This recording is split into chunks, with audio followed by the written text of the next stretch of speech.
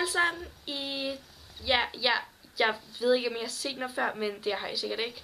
Men jeg hedder Nora, og jeg er en ny blogger, kan man kalde det på et parentes her på YouTube. Jeg har aldrig haft sådan en kanal her før på YouTube, så jeg glæder mig til at bruge den og vise jer hauls og sådan noget.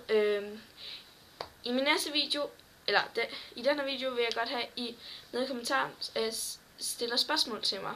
Fordi så i næste video svarer jeg på de spørgsmål. Det første, jeg vil lave, den første video, jeg vil lave, det er et Today's Outfit haul, så det vil jeg bare gå i gang med. Det første, jeg har på, det er sådan en her. Det er sådan en, jeg ved ikke, det er ikke en cardigan, det er sådan en vest eller sådan noget. Man kalder det, og det ser sådan ud, og den går mig herned til. Og det er sådan helt vildt sejt, for den er sort her, men så er der sådan noget, jeg ved ikke, hvad det her stof kaldes, men det er sådan noget ret fedt stof, synes jeg. Den er på, og den har jeg købt på et loppemarked til 25 kroner. Så har jeg sådan en USA-trøje på her, USA, med 3 stjerner og sådan en streg, en rød streg, og den har jeg fået fra Gina Gico, og den koster 50 kroner på tilbud. Her indenunder har jeg sådan en sort trøje for H&M, som næsten alle ejer. Det er bare sådan en med sådan nogle stropper her. Ja. Og så har jeg sådan nogle, skal jeg forstå, så jeg kan stå.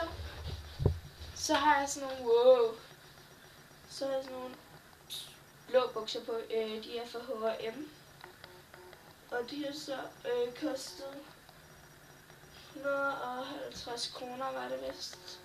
Og ja, de sidder ret godt på mig nogle af. Og så har jeg bare sådan nogle sorte sokker på, som der er hul i.